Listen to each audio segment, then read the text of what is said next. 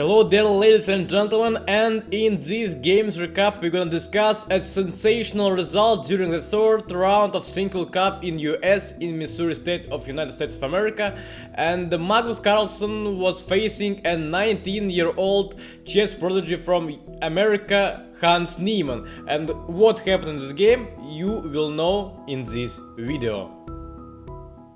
Hello my dear chess subscribers, Magnus Carlsen yesterday was facing Hans Niemann, and time control is the same, 1.5 an hour for first 40 moves, and from 41st move is 30 minutes increment. Magnus Carlsen had decided to start his game with queen pawn move d2 to d4, and Hans responded with knight f6. King's knight move, c4 e6, and in this game we can see an imsearch variation where black's dark square bishop went to the most active position with unpleasant knight pin.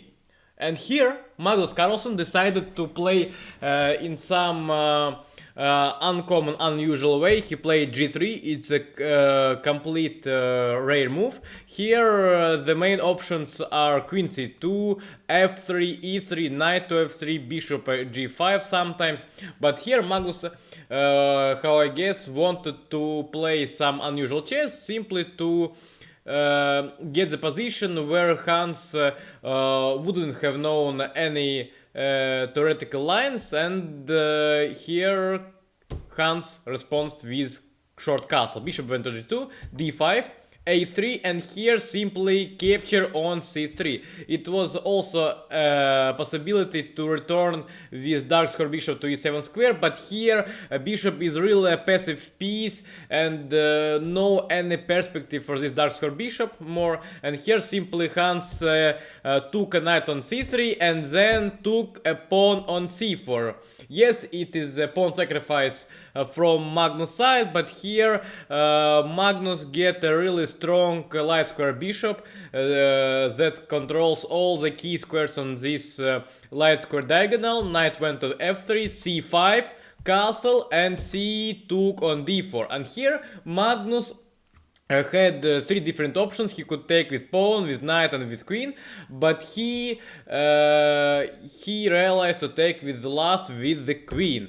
And here Hans certainly could take a queen on d4. It would be a real simple queen exchange, but here after knight's capture on d4, yes, at that moment black could have extra pawn, but here is problem that all white pieces would be so active, and it's really unpleasant to play this position with black side. And here Hans simply developed his queen's knight, winning a tempo. Here Magnus of course took a pawn on c4, e5, bishop g5, and h6. And it is a small spoiler from my side. When Hans Niemann gave an interview to Alejandro Ramirez, he said that this position was prepared by Hans. He thought that Magnus could really have played something unusual in Nimzo, and simply Hans Niemann was really looking at this position at home, and this position was also analyzed. And here Magnus Carlsen made one inaccuracy. He played rook fd1. The best way to play for advantage was to simply take a knight on f6, and after light pieces exchange, simple rook d1, queen e7, knight h4. With knight d simply to take a knight, but after bishop e6 and rook a8, it's simply an equal position where it's really difficult to get something more in this position. Yeah, and here Magnus made an inaccuracy. Rook went to d1 square, attacking black's queen. Bishop went to e6, and Hans Niemann decided not to defend his queen, and he also at the same time attacks his opponent's queen on c4 square. And here Magnus of course could have go, for example, to b5 square, attacking a b7 pawn, but here after queen b6 move Magnus should have to take, because his two pieces are under attack after simply queen exchange. Black here has no any problems after knight d5. Simply a slight advantage for Hans Niemann could have been in this position. But here Magnus took queen and simply exchanged the rooks. And how we can see, how can we say about this position's evaluation?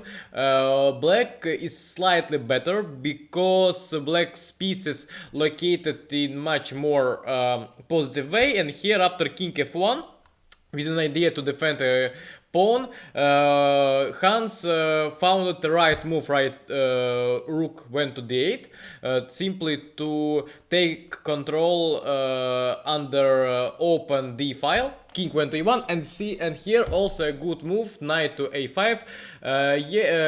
For sure, chess engine can say that this move is an accuracy, but really knight goes to b3, b5, a5, a4 is main black ideas, and here really is very difficult to play with white pieces. And here, of course, Magnus wanted to simplify this position. He wanted to have a rook's exchange, but here Hans Niemann showed all the world that he was playing on the win, and he went to c8, simply declining a rook exchange. And the main idea is to return with the light square bishop to e6, attacking a pawn, and then simply take an advantage on the queen side. And here knight d2 move was played by Magnus, bishop went to e6, and here Magnus didn't defend his pawn on c3, because here almost in every endgame position, the most important factor is how your pieces participating in each game. And here, after rook c1, rook would be located really passive. The only way to locate on c3 is simply defend a pawn. And here really rook c1 was this move could have been a mistake, but here Magnus Carlsen simply sacrificed a pawn on c file, and after light pieces exchange, he went to d8 square with check and bishop d5. Here Hans had the extra pawn, but here Magnus had a really good chances to make a draw, because this light square bishop is more an active piece than black's knight on side of the board, and really despite of being without a pawn, here Magnus changes was really perspective. And here rook c7, rook went to a8 attacking a pawn, a6, rook b8, f5, and here rook e8 attacking e5 pawn, e4, and here was a big blunder, a huge mistake from Magnus' side. Magnus really had to play some rook d8, simply defending a bishop, and after king f6, h4, and after king e5, maybe also h5. And in some variations to go back with light square bishop and attacking h6 pawn. But here Magnus Carlsen really made the mistake after g4 move. Here Hans attacked world champion's bishop, bishop went to a2 and simply knight c4, but it is also a mistake, but already from Hans' side. The best option was to simply take a pawn on g4, and after pawn's capture, f5, rook e6, rook c1 check, and simply rook a1, and here is no any options for Magnus to defend a pawn on a3, and after bishop d5, rook a3, here are two connected passed pawns, and simply is not way to stop them in some perspective, in some future. But here Hans didn't take a pawn, he went with knight on c4 square, and here how stockfish says after light square exchange Magnus could have made a draw, but in difficult way. But really, it's difficult to understand from human side that here when your opponent has two connected passed pawns, you can make a draw in this position simply. It's really difficult to understand, and Magnus Carlsen also here blundered. He went to a4, knight went to d6, rook e7, f simply took on g4, rook d7. And now if black's knight moves somewhere, simply white's rook takes on f7. And here Hans Niemann found a great idea to activate his knight. He found an e3 move, and now it's no more reasonable to take a knight, because after check, after rook d1, here after rook's exchange and pawn's capture, simply it's not possible to prevent a queen. And here Magnus had only one option to take. Knight went to e4 with an idea to simply to give a check, and after rook's exchange, knight c3 fork to king and bishop. King went to f5, only a single option, rook c1, rook c2. It's a fork to bishop and to pawn. Single option from Magnus' side was to take a pawn, and here really gradually Hans activated his rook, and here he repeated the position to get faster to get to control 40th move to get extra 30 minutes. And king went to f6, the best option from Hans' side. And here Magnus, how Stockfish says, also could have made and draw in some lines. For example, rook b7 was the best idea, and after knight g5, bishop h5, check, king f1, rook f2, king goes to e1 square. And for example, if black attacks light square white's bishop, bishop e8, and after rook h2 check and rook h7, and here appears problem with this pawn. After h5 simply this pawn could be taken with rook with check, and here Magnus could really make a draw. But here he went bishop d5, and after rook d2 it's really unpleasant pin for white side. Rook went to f7, king g6. Here also Magnus could have gone with his rook to f4,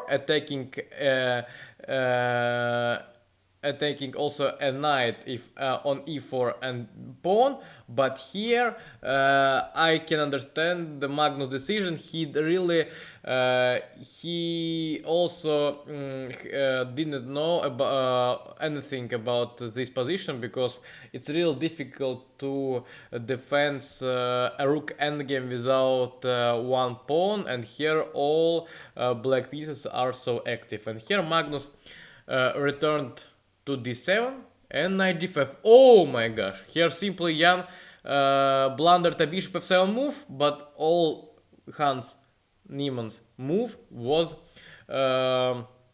good in this kind of way, because here after bishop f7 it's not a kind of blunder.